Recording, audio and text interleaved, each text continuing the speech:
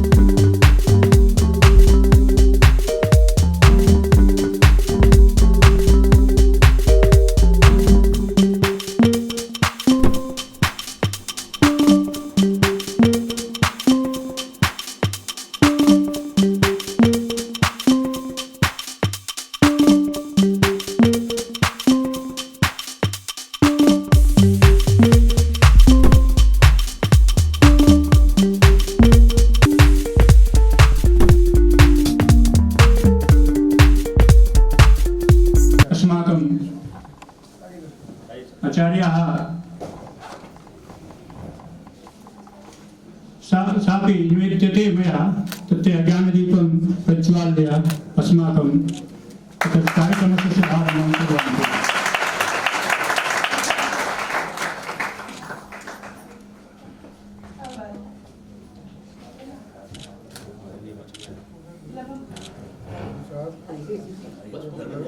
ओम अग्निर्ज्योतिर्ज्योतिरग्निः स्वाहा सूर्योज्योतिर्ज्योतिः सूर्यः स्वाहा अग्निर्वर्चो ज्योतिर्वर्चः स्वाहा सूर्यो वर्चो ज्योतिर्वर्चः स्वाहा ज्योतिः सूर्यः सूर्यो ज्योतिः स्वाहा।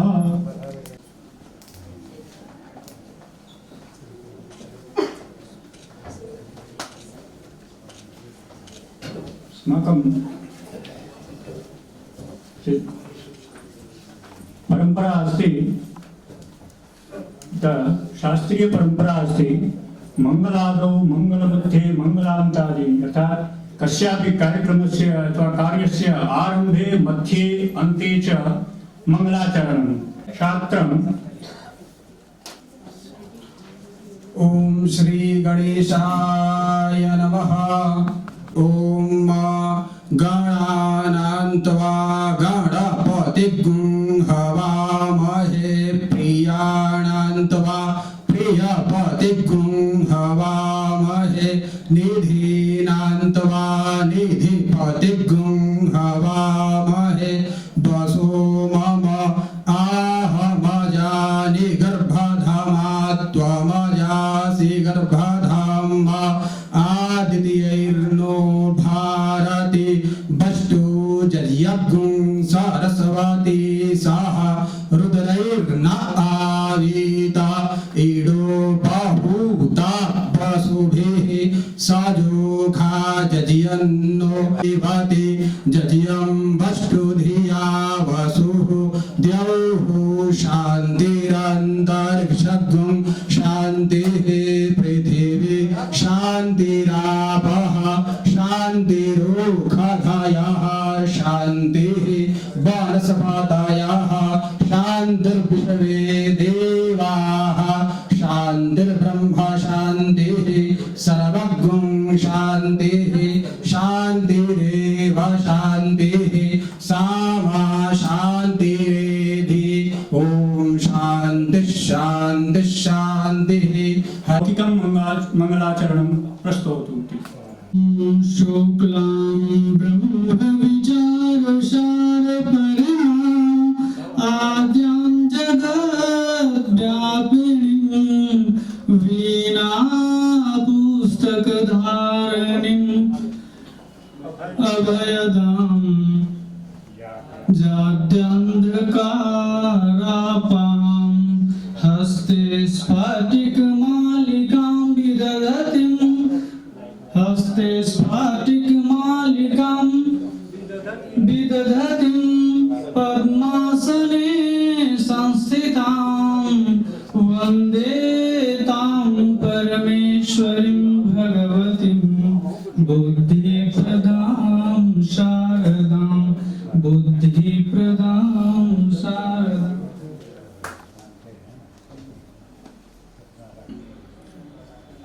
नमो तस्य भगवतो अरहतो सम्मा सम्बुद्धस्स। नमो तस्य भगवतो अरहतो सम्मा सम्बुद्धस्स। नमो तस्य भगवतो अरहतो सम्मा सम्बुद्धस्स। इति पिछो भगवा अरहं सम्मा सम्बुद्धो विद्याचरण संपन्नो सुगतो लोकविदो बुद्धो भगवाति साक्षातो भगवता धम्मो संदिट्टिको अकालिको एहिपस्सिको ओपनैको पश्चात्तं वेरितम्बो विन्योहीति सुपटिपन्नो भगवतो सावक संगो जुपटिपन्नो भगवतो सावक संगो न्यायपटिपन्नो भगवतो सावक संगो सामीचि पटिपन्नो भगवतो सावक संगो यदितं चत्तारि पुरुषयुगानि अष्टपुरुषपुग्गलाये स भगवतो सावक संगो आहुनयो बाहुनयो दक्षिणयो अंजलिकरण अनुत्तरं पुण्यं कृतं लोक शरणं वरं एतेन सत्यवच्चेन होतु ते जयमङ्गलम् नत्ति मे शरणं अन्यं शम्भो मे शरणं वरं एतेन सत्यवच्चेन होतु ते जयमङ्गलम् सब्मीतियो विभजन्तु सर्वरोगो विनश्यतु माते भवन्तरायो सुखी दीर्घायुको भवतु सर्वसङ्गानुभावेन सदा शुद्धि भवन्तु ते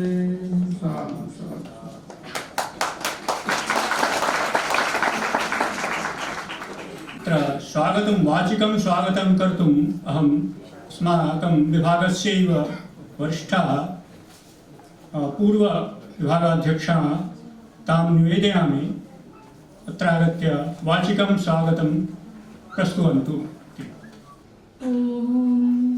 पूर्णमदः पूर्णमिदं पूर्णात् पूर्णमुदच्यते पूर्णस्य पूर्णमादाय पूर्णमेवावशिष्यते। ओम शांति शांति शांति। परम आदरणीय कुलपति वर्याः प्रोफेसर वैद्यनाथ लाभ महोदयाः कार्यक्रमस्य अध्यक्षाः हार्दिकम् अभिनन्दनं वन्दनं स्वीकुर्वन्तु। अद्य अतीव महत्वपूर्ण दिवसः वसन्तागमनं जातं। महाकवि कालिदासेन ऋतुसंहारे वसंत विषये वर्णितम् एकं श्लोकम् अहं श्रावयामि। द्रुमा सपुष्पाः सलिलं सपद्मं स्त्रियः सकामः पवनः सुगन्धे सुखाः प्रदोषाः दिवसश्च रम्या सर्वं प्रिये चारुतरं वसन्ते। वयं सर्वे संस्कृत साहित्य में वसंत वर्णन एतस्मिन् विषयोपरि व्याख्यानम् अद्य श्रोष्यामः। माध्यमेन वयं ज्ञास्यामः कीदृशम् उत्कृष्टकोटिकं वसंत वर्णनम्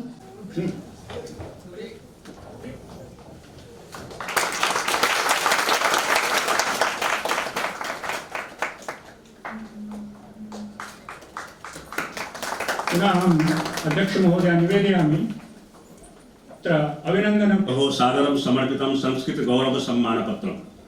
अयि सुरभारती समुपासकाः सुगंधितं दर्शनीयं च लोकरंजन तत्परं महाविहार नालंदा विश्वविद्यालय संस्कृत मंत्रालय भारत सरकार विष्णु जगदीश कश्यप मार्ग नालंदा परम सम्माननीय श्री राजीव कुमार सिन्हा केंद्राध्यक्ष दूरदर्शन पटना बिहार के कर कमलों में सादर समर्पित अभिनंदन पत्र।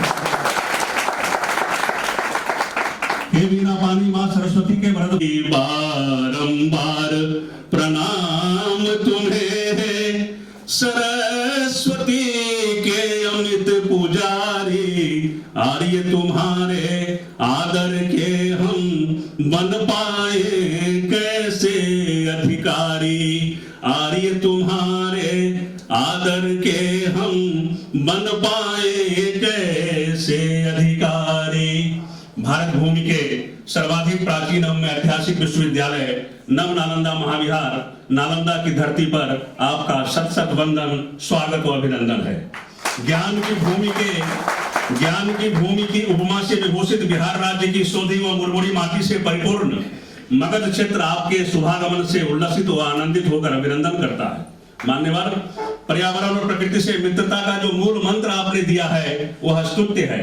सांस्कृतिक परिवेश की मूल भावना को आपने अपने चिंतन से अपनी प्रतिभा और तेजस्विता से जीवन जीने का नया सूत्र दिया है। आप जन चेतना के प्रबल संवाहक बनकर भारतीय संस्कृति के विरासत के संवाहक बने, यही ईश्वर से प्रार्थना है। अकारण करुणा कर प्रभु आपको दीर्घायु यशस्वी तथा समृद्धशाली बनाए। प्रोफेसर वैद्यनाथ लाभ कुलपति नव नालंदा महाविहार विजय कुमार कर्नाटक आचार्य एवं अध्यक्ष संस्कृत विभाग माघ शुक्ल चतुर्थी विक्रम संवत 2077।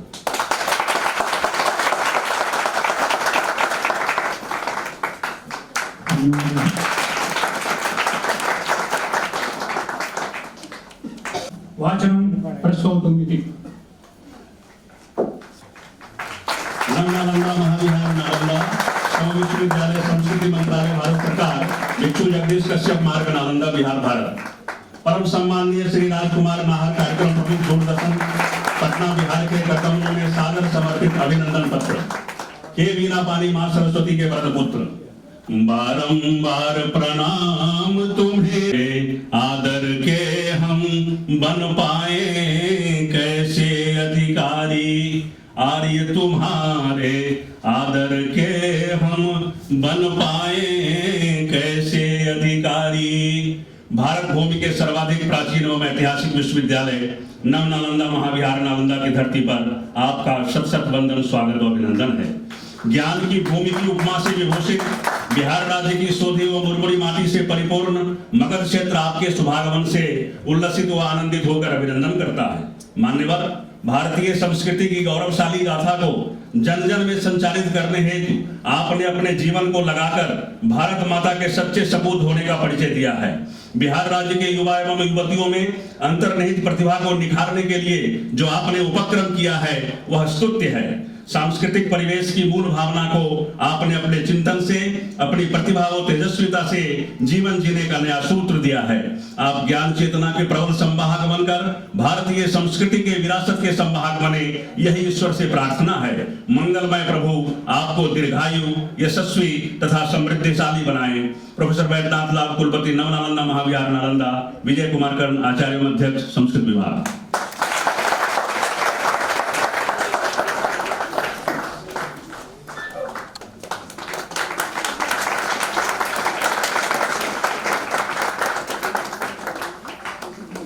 निवेदयामि तेषाम् अभिनन्दनपत्रस्य वाचनं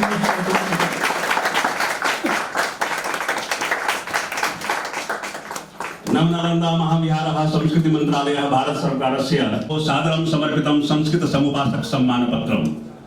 अयि सुरभारती समुपासकाः सुगन्धितं दर्शनीयं च लोकरञ्जन तत्परं दृष्टा सुमनारण्ये सर्वेपि अभिनन्दितं। प्रसाद सुमुखः शील परिश्रमाभ्यां सुवासितः उद्यतो लोक सेवायां भवेदिति भावये। बलिया के रहने वाले अपने गुरुओं के गुरु वासुदेव द्विवेदी जी शास्त्री, आज उनके गीत को यहाँ अभी स्वागत गीत के रूप में प्रस्तुत किया जाएगा उनको अमर करने के लिए। और दूसरी जो प्रस्तुति होगी स्वनामधन्य आचार्य जानकी वल्लभ शास्त्री, उनकी रचना को लिया है। और जो तीसरी रचना लिया है निराला जी को लिया है। आप सबको इन तीनों महापुरुषों के जीवन से प्रेरणा प्राप्त हो सके उनकी लिखी हुई रचनाओं को, उसको ही प्रस्तुत।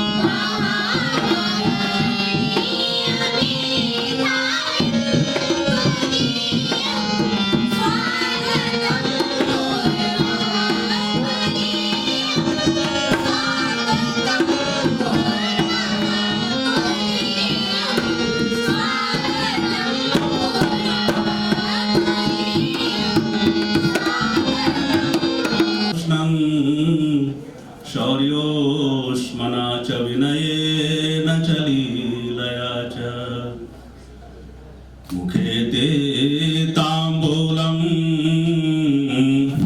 नयन युगल कज्जलकला ललाटे काश्मीरम विलसति गले मौक्तिकलता स्फुरत कांची साटी पृथुकटितटे हाटकमयी भजामि त्वां गौरी नगपति किशोरी विरताम् मेघानाद घटा घटा घट घटा घाटा घटा घो घटा मण्डूकस्य बको बको बक बको बाको बको भू बको विद्युज्योति चकी मकी चकमकी चाकी मकी दृश्यते इत्थं नंद किशोर गोपवनिता वाचस्पति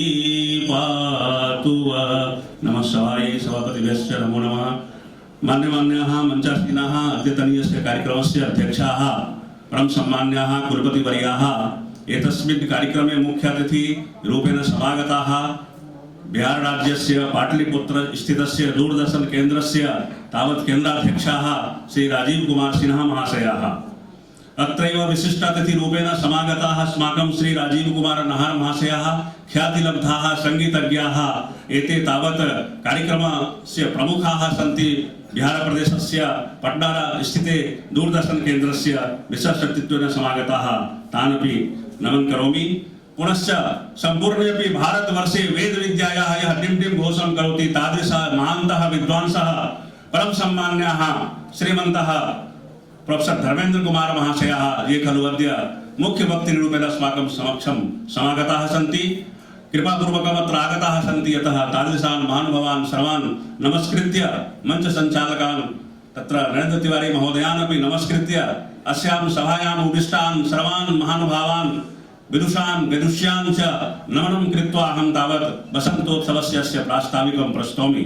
मान्यमान्याः वस्तुतः संस्कृतं श्रुत्वा कस्यचित् मनसि भवति इदम् अयं तु संस्कृतभाषया वदति परञ्च एतस्य कृते अहम् इदानीं हिन्दीभाषायां किञ्चित् वदामि।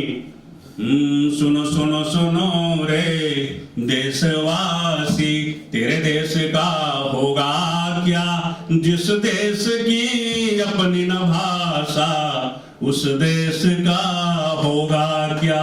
श्रीनु श्रीनु श्रीनु रे देशवासी तव देशस्य भविष्यति किं यस्मिन् देशे स्वीयं भाषा तस्य देशस्य भविष्यति किं।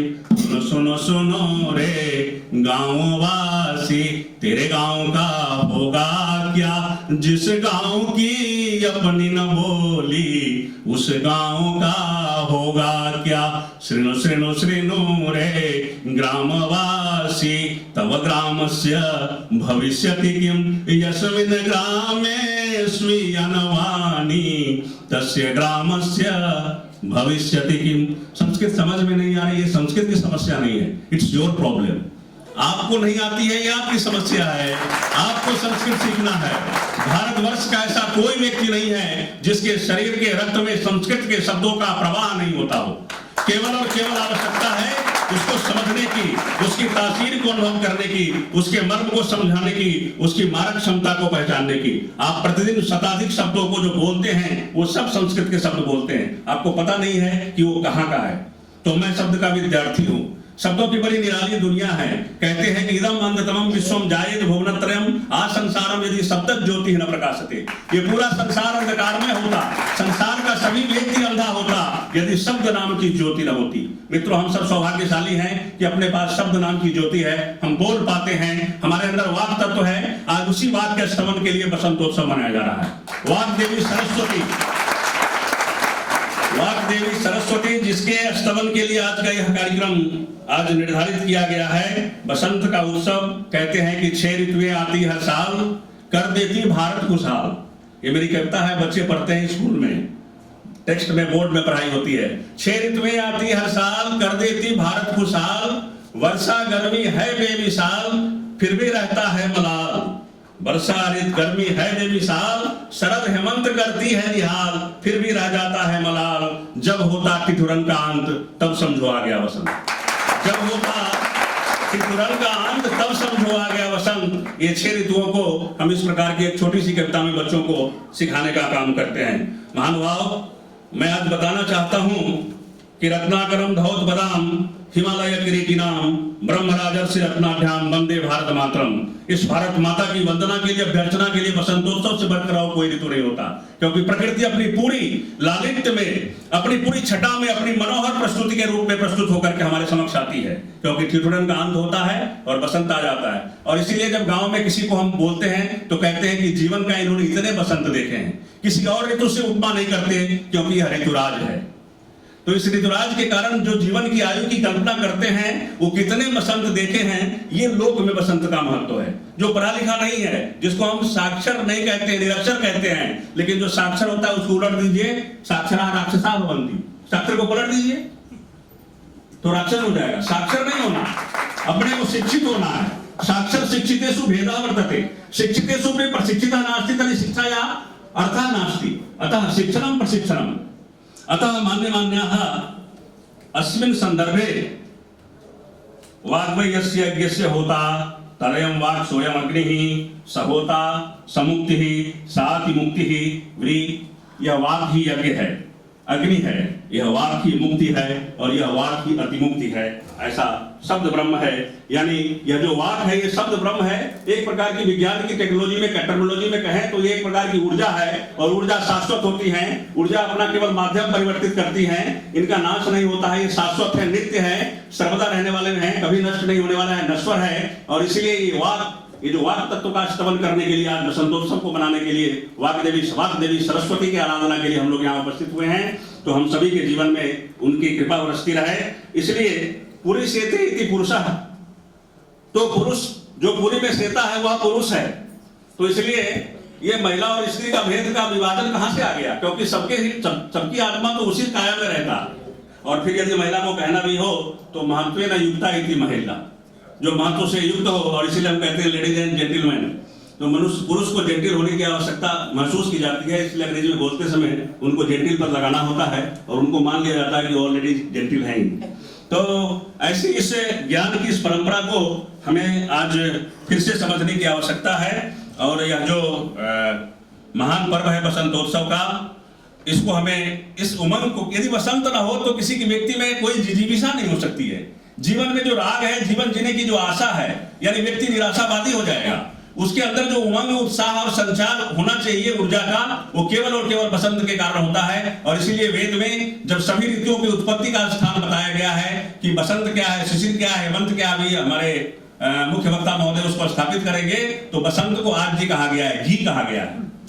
यानी अगर घी न हो तो उसके अंदर जो स्नेहन शक्ति है, जो स्निग्धता है, वह नहीं आएगी। इसलिए बसंतो अस्य आज्यम आसीत्, बसंत जो है वह आज्य है, वह घी का काम करता है। तो घी हम जानते हैं कि उसका क्या महत्व है। आयुर्वेदम आयुर्घृतम, घी ही आयु है। ये तो चिकित्सा शास्त्र के कुछ चुने हुए लोगों ने जानबूझकर अपनी दुकानदारी चलाने के लिए घी का प्रचार कर दिया।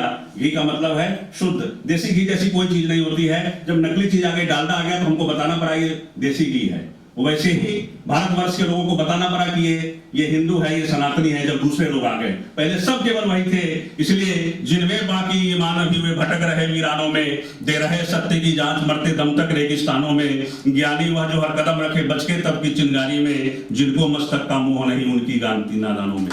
हम लोग नादान नहीं हैं, अपनी परंपराओं पर गर्व करने वाले लोग हैं, अपने पुरखों को स्मरण करने वाले लोग हैं। कहते हैं जिस धरती पर महापुरुषों के आने से, उनके पाद प्रक्षालन से जो धरती गीली होती रहती है, वहां कभी आपदा नहीं आती है, दैव्यापदा नहीं आती, वहां दुर्भिक्ष नहीं होता है, अकाल नहीं होता है। आज हमारे बीच ऐसे महानुभाव आए हैं, उनके पद प्रक्षालन से, उनके स्वागत से ये धरती आर्द्र हुई है विद्वजनों के। निश्चित रूप से नालंदा की धरती फिर से प्रस्फुटित होगी, प्रफुल्लित होगी। मान्यवर, संस्कृत के विषय में क्या कहना, मैं तो उसका विद्यार्थी हूँ। अभी आचार्य धर्मेंद्र जी इसके विषय में बताएंगे।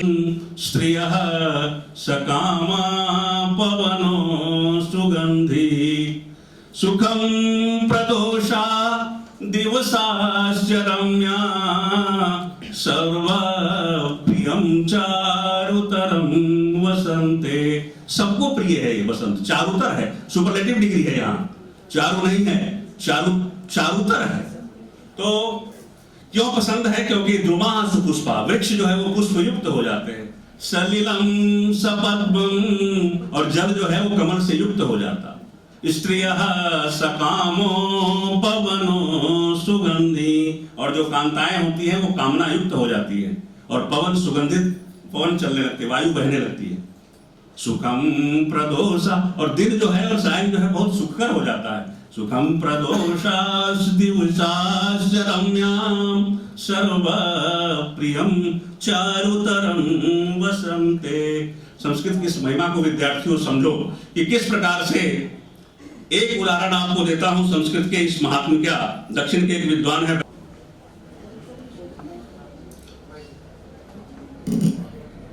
परम आदरणीय कुलपति महोदय श्री वैद्यनाथ लाभ सर,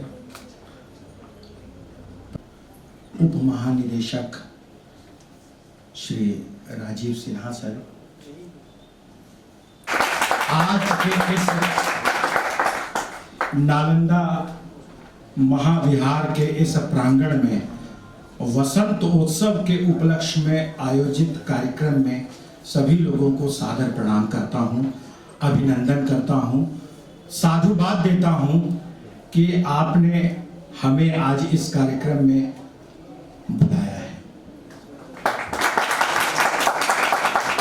संगोष्ठी का जो आज विषय है, मुझे जैसा कि मेरे बारे में परिचय दिया गया है कि मैं एक छोटा सा विद्यार्थी कलाकार हूं, लेकिन जो एक दायित्व का निर्वहन है दूरदर्शन का, वो भी कार्यक्रम प्रमुख के रूप में कर रहा हूं। और आज अभी जो हमारे कर्ण साहब ने इतने संस्कृत के श्लोक और इतने विद्वताओं से परिपूर्ण जो अभिभाषण उन्होंने दिया है, उसके सामने तो मैं बिल्कुल विद्यार्थी हूँ सर, मुझे बोलना नहीं उतना आता। लेकिन आज की संगोष्ठी का जो विषय है संस्कृत साहित्य में वसंत वर्णन। लेकिन जैसा कि आप सभी विद्वत गुणीजन बैठे हैं, वसंत संगीत में भी है। राग बसंत, उसके जो स्वरों का जो विद्वत गुणीजन ने जो सामवेद से निकलकर जो स्वरों का जो ये हुआ, 7 ऋषि होते हैं, 7 रत्न होते हैं, 7 दिन होते हैं, उसी तरह से 7 स्वरों से निकलकर जो कोमल और तीव्र स्वर होते हैं, उससे एक मोती का माला पिरोया गया। और खास करके इसी ऋतु में राग बसंत की रचना की गई, क्योंकि जैसा कि अभी कर्ण साहब ने कहा कि वसंत का अर्थ ही होता है खुशी, एक उत्साह, एक उमंग, एक प्रेम, एक अपनत्व का भाव। और ये जो बसंत राग है खास करके इसी ऋतु में ही गाया जाता है। विद्वत गुणीजनों की बंदिश है, सके ऋतु बसंत फिर आई आज, सके ऋतु बसंत फिर आई आज। ये बसंत राग में ही सखी चहु दिस ब्रज में, ब्रज भाषा में ही बंदिशों की रचना होती थी, क्योंकि बसंत ऋतु का ब्रज में बड़ा ही धूम होता था। सखी ऋतु बसंत फिर आई आज, सखी चहु दिस ब्रज में धूम मचो है, खेलत कुंवर कन्हाई आज, सके ऋतु बसंत फिर आई आज। वसंत ऋतु में हमने देखा कि इस छोटे से सभागार में बड़े ही खूबसूरत खूबसूरत पेंटिंग में लगे हुए हैं। उसमें कुछ तरह तरह के जो विद्यार्थियों ने जो बनाया है, उसमें तरह तरह के रूप हमें दिखाई दिए हैं। वसंत में हरियाली का एक द्योतक है, हरा भरा देश, हरा भरा परिवार, हरा भरा विश्वविद्यालय, हरा भरा हमारा विभाग, हरा भरा एक पूरा परिसर। तो इस हरियाली, बसंत मुझे लगता है कि हरियाली का द्योतक है और हरियाली पर्यावरण से हम मानते हैं। अगर हम आज के दिन एक हम करबद्ध प्रार्थना करेंगे अपने कुलपति महोदय से कि सर बसंत में अपने सभी विद्यार्थियों को, संस्कृत विभाग के विद्यार्थियों से, आप अपने शिक्षकों से एक निवेदन करना चाहूंगा कि वसंत के नाम पर वृक्षारोपण करें, पौधारोपण करें, ताकि हमें इस बात का एहसास हो। हर घर, हर बच्चे, हर शिक्षक, मैंने देखा है परिसर बहुत ही खूबसूरत है सर। तो मैं चाहता हूं कि बसंत के आज के इस दिन एक वृक्ष या एक पौधा का रोपण जरूर हो, ताकि हम जब भी उसे देखें तो लगे कि ये हमारा जो है इस बसंत ऋतु में, जैसे कि कर्ण साहब ने कहा कि बसंत से कितने बसंत आपने देख लिए हैं, उम्र का ये होता है। तो आने वाली पीढ़ी उस वृक्ष को देखकर ये महसूस करे कि हमारे संस्कृत विभाग द्वारा ये वृक्षारोपण किया गया था। और हरियाली मतलब ही पर्यावरण को सुरक्षित रखना है, और बसंत पर्यावरण को सुरक्षित रखने के लिए जो है एक मिसाल है। ऐसे जो भी संस्कृत में विद्वत गुणीजनों ने बहुत कुछ लिखा है, बहुत सारे किताबें हैं, बहुत कुछ है। और अंत में अभी बहुत सारे विद्वान लोगों को बोलना है, मैं उतना ज्ञाता नहीं हूँ, लेकिन चूंकि बसंत माँ सरस्वती की पूजा आराधना से भी माना जाता है, तो इस अवसर पर मैं 2 लाइन माँ सरस्वती की आराधना कर रहा हूँ। वरदे वीणा वादिनी वरदे,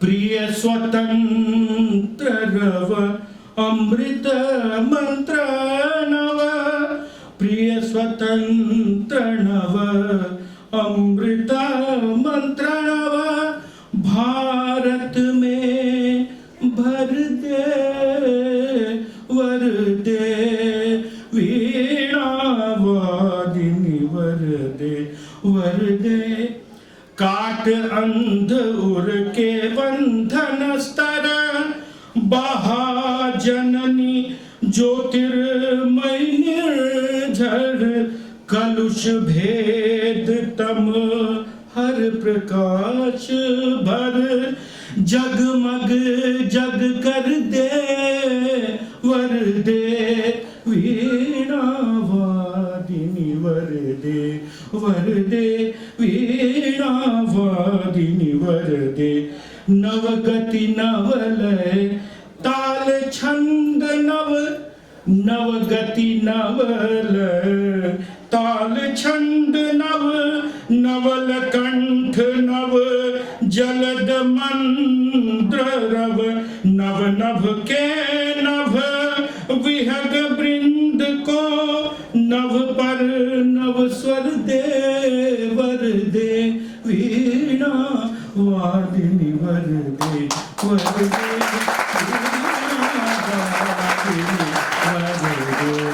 बहुत धन्यवाद।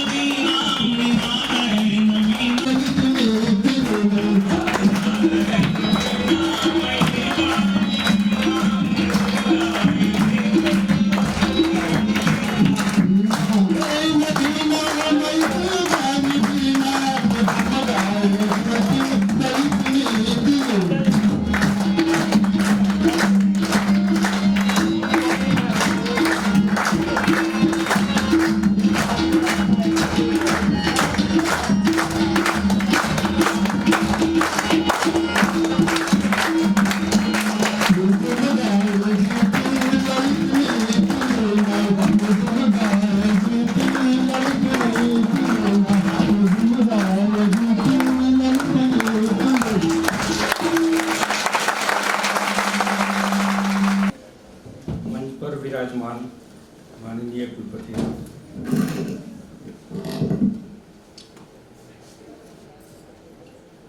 आचार्य धर्मेंद्र कुमार एवं संस्कृत के सम्मानीय आचार्यगण एवं सभी छात्रगण, शुरू करने से पहले मैं इतना थोड़ा कहना जरूरी है जो कि यहाँ पे जितने भी लोग हैं ज़्यादातर संस्कृत के ही विद्वान लोग हैं या हिंदी के, और हम थोड़ा सा अलग हैं, तो बीच में शायद एक दो सब अंग्रेजी का भी आ जाए तो उसके लिए हमें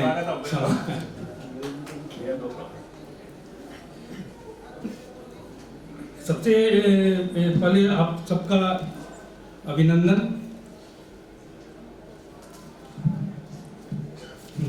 इस विश्वविख्यात ऐतिहासिक पवित्र और ज्ञान से ऊर्जावान इस भूमि को नमन। यह मेरा सौभाग्य है कि मुझे इस स्थान पर वसंतोत्सव संगोष्ठी में मुख्य अतिथि के रूप में आमंत्रित किया गया और इस भूमि पर बिहार के होने के बावजूद हम पहली बार ही आए हैं।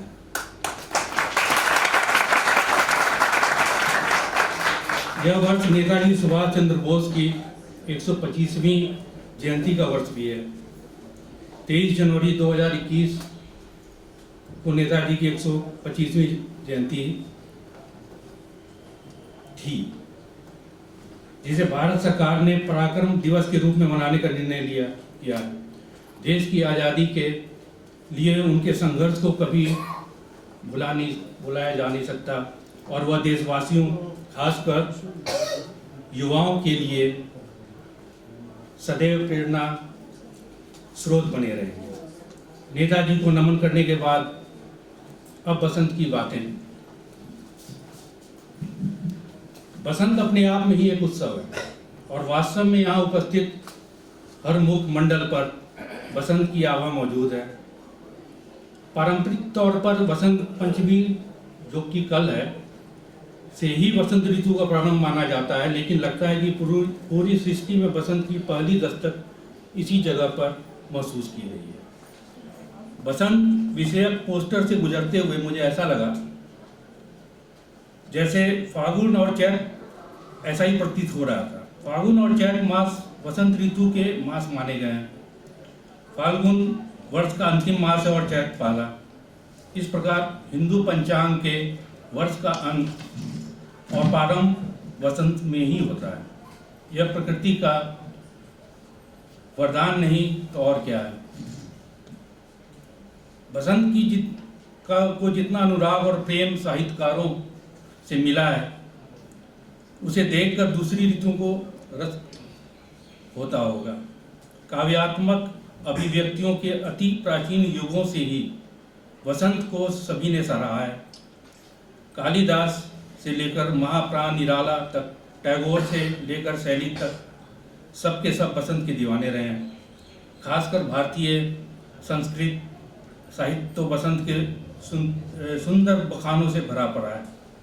बसंती हवा ने अब तक न जाने कितना फासला तय कर लिया होगा।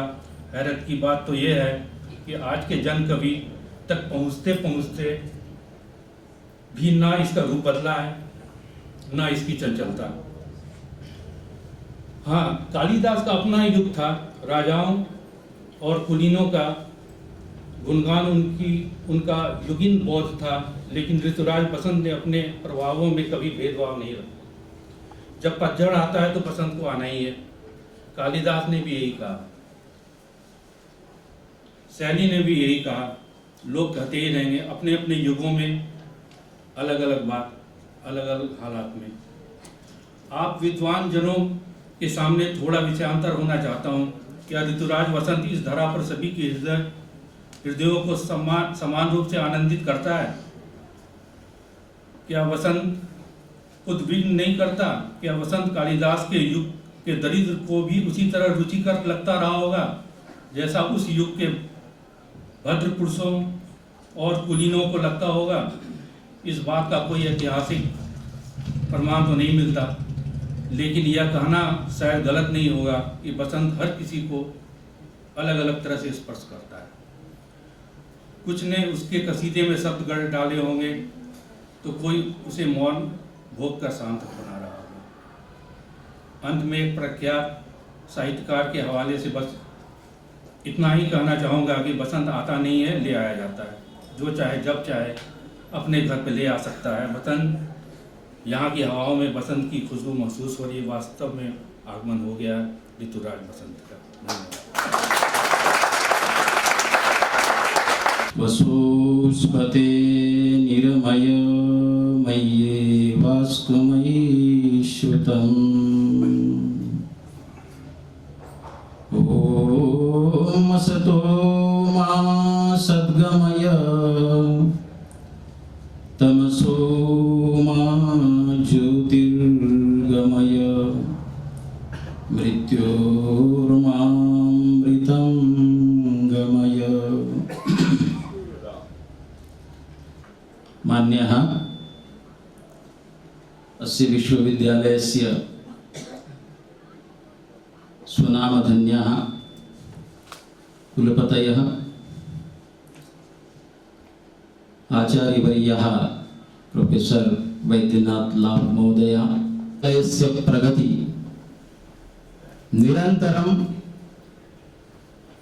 वर्धमाना भविष्यति। और आज इस कार्यक्रम को देख करके वैसे तो सभी को प्रसन्नता हो रही होगी, लेकिन कुलपति जी और कुलपत्नी जी को इतनी प्रसन्नता इसलिए हो रही होगी कि जिस विजयकरण रूप बीज को मैं यहाँ लाया हूँ, आज उसको पल्लवित और पुष्पित देख करके कितनी उनको गौरव की अनुभूति होती होगी। ये मैं निकटता से इसलिए देख रहा था, जब करण जी बोल रहे थे तो कुलपति जी ऐसे ऐसे गर्दन हिला रहे थे, तो मैंने कहा स्वीकृति दे रहे हैं आपकी, बहुत अच्छा हुआ।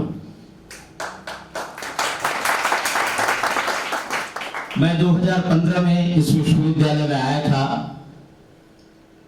हमारे राज्यसभा के सांसद बहुत अच्छे विद्वान, और महाराष्ट्र में नांदेड़ जो गुरु गोविंद सिंह जी की जन्मस्थली है, वहां के वो फाउंडर वाइस चांसलर रहे हैं डॉक्टर J.M. वाघमारे जी के साथ। उन्होंने भारत सरकार को कहा था कि आप इतनी बड़ी यूनिवर्सिटी स्थापित कर रहे हैं नालंदा में, तो मैं उसको देखना चाहता हूं। तो सरकार की तरफ से हम यहाँ देखने आए थे, आपका परिसर भी देखा, और जो नूतन विश्वविद्यालय बन रहा है, अब उसकी उस समय फाउंडेशन उसका चल रहा था, पता नहीं वो कितने उसका काम हो गया। वहां भी वो गए और सरकार को उन्होंने अपना प्रतिवेदन सौंपा था कि जो काम हो रहा है बहुत अच्छा हो रहा है, क्योंकि वो हायर एजुकेशन के उस समय मेंबर भी थे।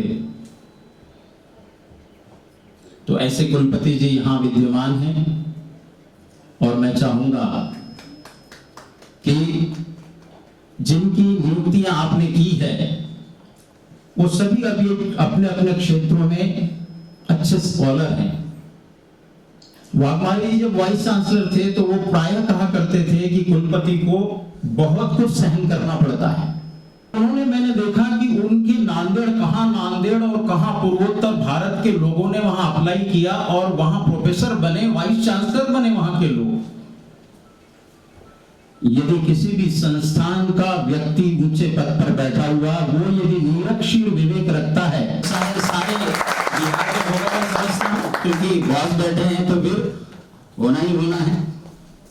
और हमारे बहुत बड़े अच्छे विद्वान जो संगीतज्ञ हैं, बड़े सरल सौम्य नाहर जी बैठे हुए, जिनका आपने उद्बोधन अभी सुना, उनके साथ मिश्र जी आए हुए हैं, और हमारे संचालक तिवारी जी, और आप सभी यहाँ के फैकल्टी के जितने भी मेंबर हैं और प्रिय छात्र। मैंने ये इतना लंबा संबोधन इसलिए किया कि देखिए, जो व्यक्ति काम करता है उसके प्रशंसा के गीत भी जरूर गाने चाहिए, और लोगों को नहीं देखना चाहिए। हमारी तो कल्चर इस बात की रही है, यान्य स्माकम सुचरितानि तानि प्रयोपास्यानि नो उत्तराणि।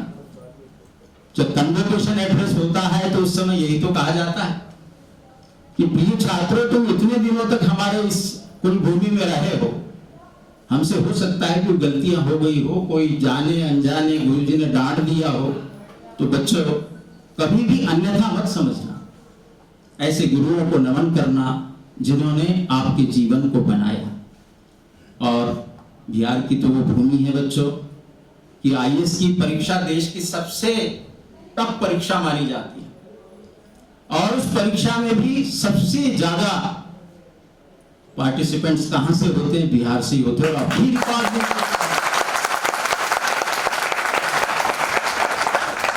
दिल्ली में मैं जिसको देखता हूं आईएएस को, वो फलाना सिन्हा है, फलाना कंठ है, आमोद कंठ है, ये सब यहीं के कुलभूमि के।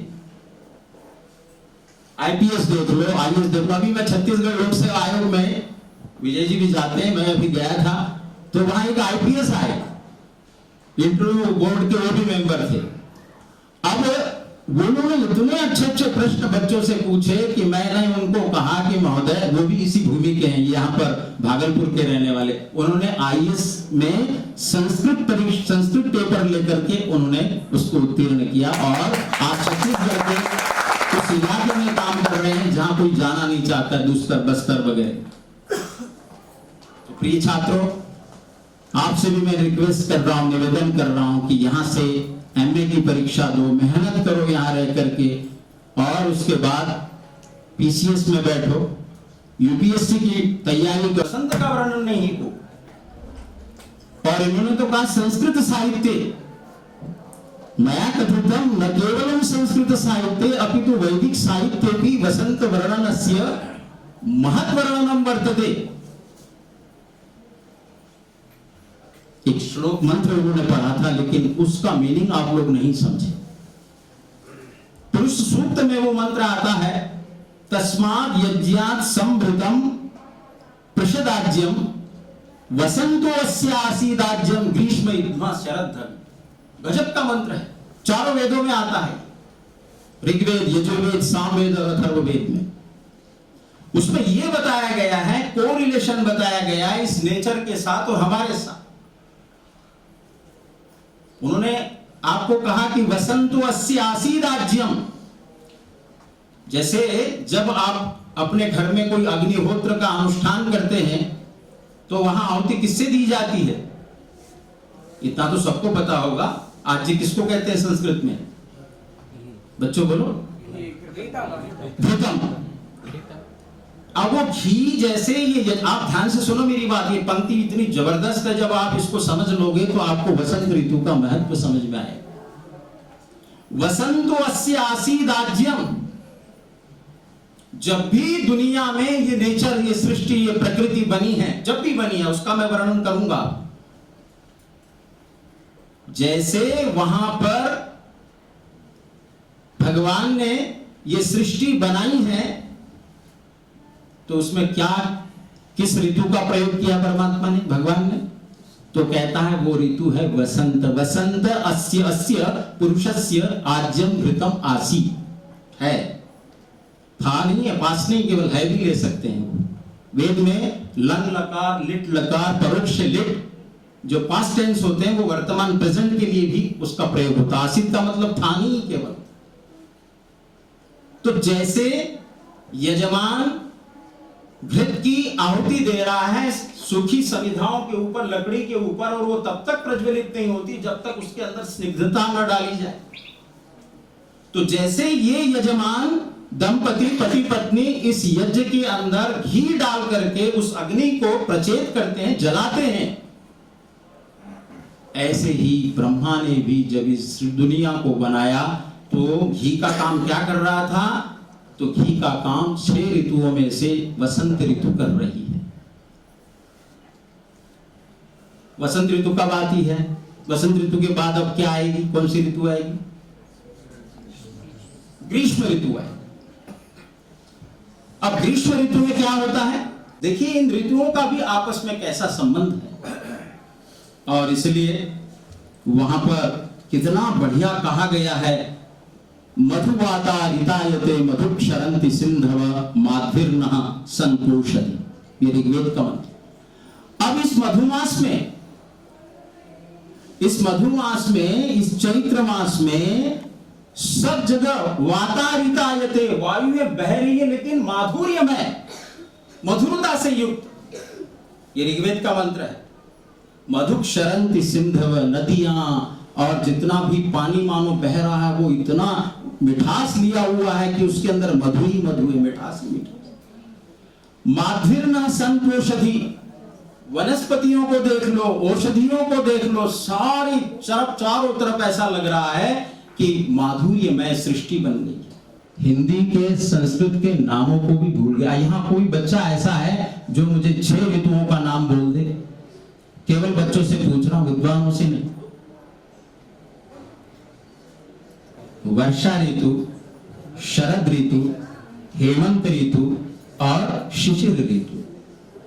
अब इन ऋतुओं की चर्चा यदि सबसे पहले कहीं वाङ्मय में आपको देखने को मिलेगी तो आप यजुर्वेद को उठा करके देखिए। संस्कृत साहित्य तो बहुत अर्वाचीन है, प्राचीनतम ग्रंथों में भी इसका वर्णन कहीं मिलता है क्या? तो क्यों न मिलेगा? वेद सब सत्य विद्याओं का पुस्तक है। वेद का पढ़ना पढ़ाना, सुनना सुनाना सबका परम धर्म है। तो उस वेद में मैंने जब खोजा तो आधुनिक नाम आप क्या कह रहे हैं? चैत्र वैशाख को आधुनिक नाम है चैत्र वैशाख। और उसका, जिसको चैत्र वैशाख कहते हैं, उसका संस्कृत में नाम क्या है चैत्र वैशाख का? तो मंत्र आता है मधुश्च माधवश्च वासंतिका ऋतु अग्नेरंतश्लेषोऽसि कल्पेतां द्यावा पृथ्वी। यजुर्वेद में मंत्र आता है। यजुर्वेद के 13वें और 14वें अध्याय में इन सारे ऋतुओं की चर्चा है, देख लीजिए। वहां पर मधु और माधव्य मास कहा है। मधु का मतलब है चैत्र और माधव का मतलब है वैशाख। ये ग्रीष्म ऋतु के 2 महीने हो गए। कौन कौन से? चैत्र और वैशाख। हमारे बच्चों बोलो जरा, हमारे अब नया वर्ष कब आया है हमारा? तो आप कहोगे जनवरी शुरू तो हो गया, फरवरी हो गया, जनवरी में हमारा नया साल बना है। 2 शहर। और इसलिए कहा चैत्रे मासी जगत ब्रह्मा ससर्ज प्रथमे हनि शुक्ल पक्षे समग्रंतु तदा सूर्योदय सति। चैत्र शुक्ल प्रतिपदा के दिन सबसे पहले सूर्य का उदय हुआ इस धरती के ऊपर। आप कहेंगे ऐसे ही गप मार रहे हो आप? ये पूछो आप, ज्योतिष के जितने बड़े बड़े ग्रंथ हैं मैं तो सारे कोट करके लाया हूं, और ज्योतिष का अच्छा कोई विद्वान हो वो आपको बता देगा शास्त्री जी बिल्कुल ठीक कह रहे हैं। चैत्रे मासी जगत ब्रह्मा ससर्ज प्रथमे हनि। जब भी दुनिया का क्रिएशन हुआ है तो सबसे पहला यदि मास था तो वो मधुमास था, चैत्र मास था। और इस चैत्र मास के इस पवित्र दिन के अवसर पर सूर्य का प्रकाश इस धरती पर आया, और वो पवित्र दिन वो चैत्र मास का था। आप कब मनाएंगे चैत्र मास? अब शुक्ल पक्ष आएगा ना आगे। ये वसंत ऋतु का कमाल। वासंतिका ऋतु, वासंतिका द्विवचन का प्रयोग है।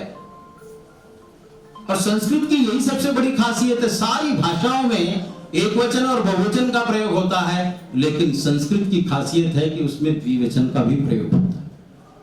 वासंतिकम, वसंत ऋतु में होने वाले 2 नाम, उनका नाम है मधुश्च माधवश्च। जल्दी जल्दी बोल रहा हूं।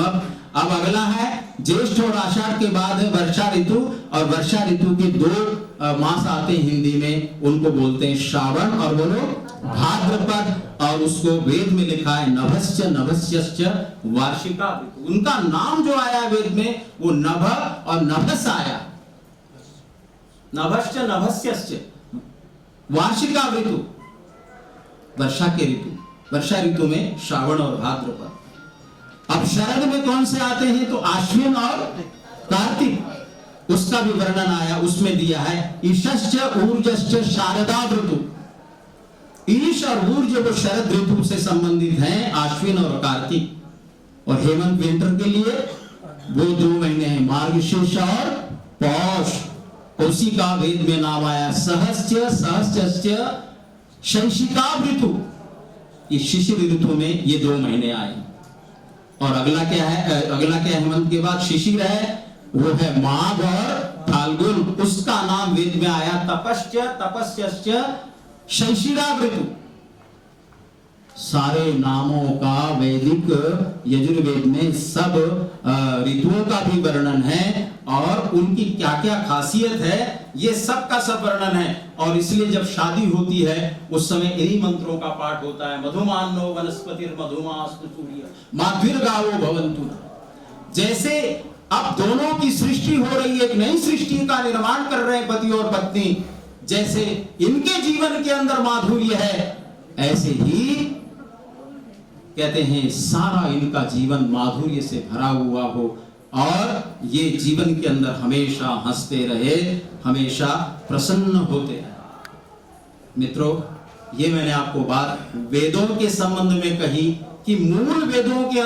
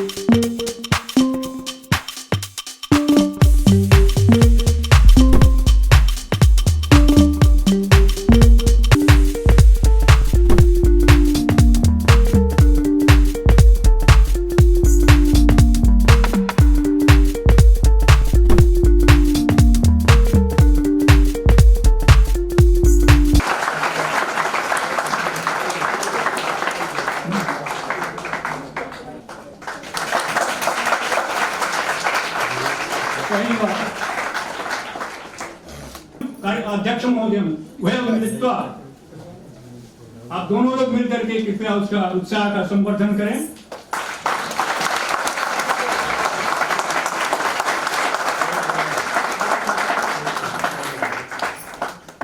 श्री नाहर महोदय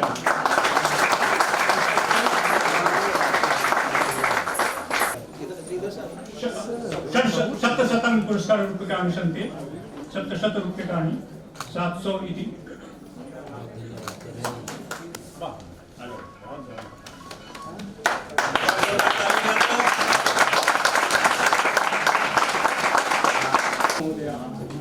समझने की गति तो है लेकिन बोलने की गति नहीं है, इसलिए मैं हिंदी में ही बात करूंगा।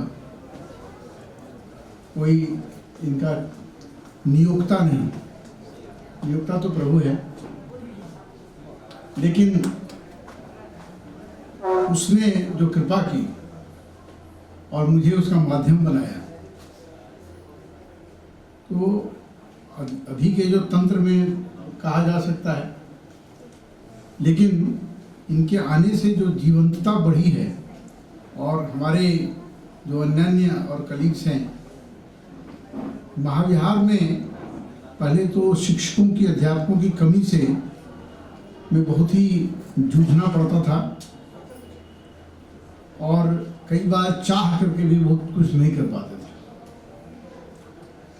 लेकिन एक ऐसा वातावरण तैयार हो गया है जिसमें सब हम लोग उत्साह से परिपूर्ण हो गए और यह वसंतोत्सव इस बात का इस उल्लास का प्रतीक है।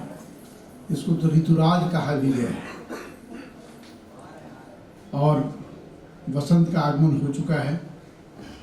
पहली बार यह संस्कृत विभाग की तरफ से या पूरे विश्वविद्यालय में कहें कि ये वसंतोत्सव का हम लोगों ने आयोजन किया और इतना उल्लासमय वातावरण देख से हम लोग उससे अभिभूत हुए।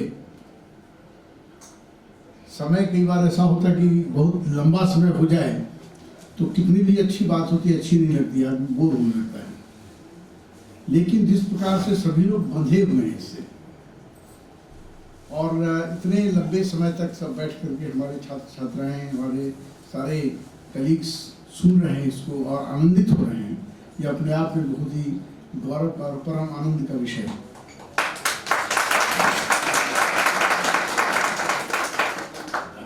नाहर साहब का नाम सुना था, लेकिन उनकी मधुर कंठ पहली बार सुनने का सौभाग्य मिला।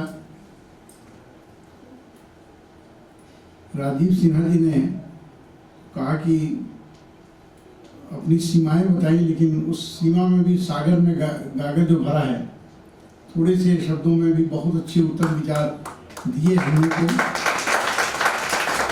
और आप दोनों के आने से हम लोग का बहुत उत्साहवर्धन हुआ। प्रोफेसर धर्मेंद्र जी ने ठीक याद दिलाया, और याद तो था ही कि हम लोग अखिल भारतीय दर्शन परिषद का 63वां अधिवेशन हुआ था लखनऊ विश्वविद्यालय में, और हम लोग की प्रथम भेंट वहीं हुई थी। और यद्यपि मैं तो दिल्ली विश्वविद्यालय का छात्र रहा, लेकिन छात्र जीवन में आपसे भेंट नहीं हो पाई थी।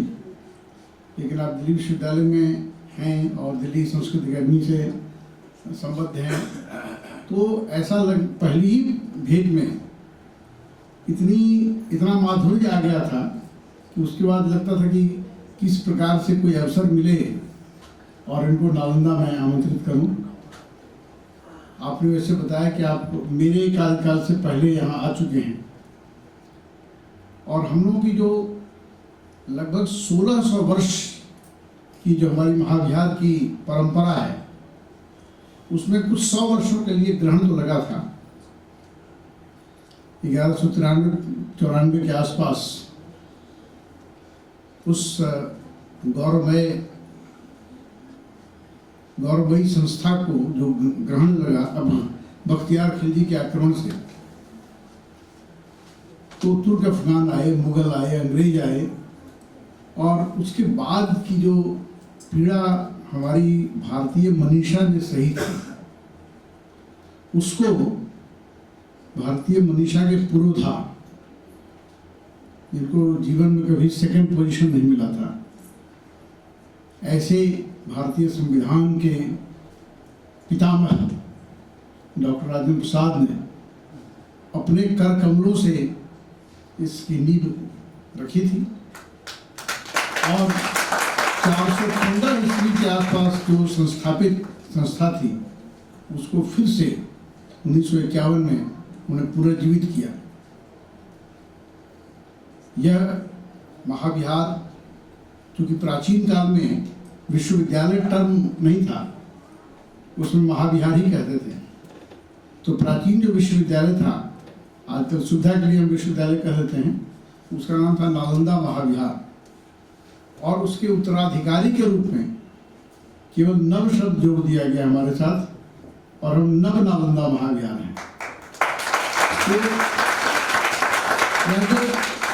लगभग 1600 वर्षों की परंपरा, हमारी विज्ञान की परंपरा, उसमें एक व्यतिक्रम अवश्य आया था, लेकिन कहते हैं कि जो मनीषा की परंपरा होती है वो कभी समाप्त नहीं होती है। इसीलिए कहते हैं कि Kalidas is dead but Kalidas will never die. Valmiki के उदाहरण आपने दिए, कालिदास का जो संहार या ये सब और सब कई तरह ग्रंथ हैं। मैं तो संस्कृत का विद्वान नहीं हूँ, थोड़ी बहुत चंचू प्रवेश है मात्र। इन सब में जो हम लोग देख रहे हैं कि ऐसा अद्भुत वर्णन मिलता है। शकुंतला जैसे जा रही है और कैसे सूखे हुए पेड़ के पत्ते गिर रहे हैं, मानो अश्रु बहा रहे हों, लताएं कैसे उससे लिपट जाती हैं। तो प्रकृति का वर्णन उस प्रकार से जो उन लोगों ने किया, तो वो जब पढ़ते हैं हम लोग हैं या आपने जो जिस प्रकार से उसका चित्रण प्रस्तुत किया, तो ऐसा लगता है एक चित्र फिल्म की तरह हमारे सामने से गुजर जाता है वो। तो यह जो सजीवता रही है हमारे विद्वानों में, चाहे कवि हों, गद्यकार हों, नाटककार हों, वो एक बहुत सुदीर्घ परंपरा है और इसका मूल तो संस्कृत में है ही। पुरुष सूक्त की आपने बात की, उसमें विराट पुरुष से के किस अंग के किस भाग से किन ऋतुओं का उद्भव हुआ, इनका बड़ा ही सुंदर वर्णन मिलता है। मैं तो पुरुष सूक्त पूजा के समय में डेली प्रतिदिन पाठ करता हूँ और वो मुझे पंक्तियाँ याद आ रही थी। तो हमारा जो जीवन है, भारतीय जीवन, चाहे हम देवी देवताओं का किसी रूप में अर्चना करें उनकी, कोई उत्सव है। कई बार कहते हैं कि देखिए शंख इतना जोर से बजाते हैं, ढोल और घड़ी घंटा बजाते हैं, क्या हमला करते हैं। सारे अवसर उत्सव के हैं, वो केवल एक फॉर्मेलिटी नहीं है, औपचारिकता नहीं है, उसमें एक उत्सव का भाव है। हम सब आनंद से सराबोर होते हैं, चाहे वो भक्ति रस हो या श्रृंगार रस हो।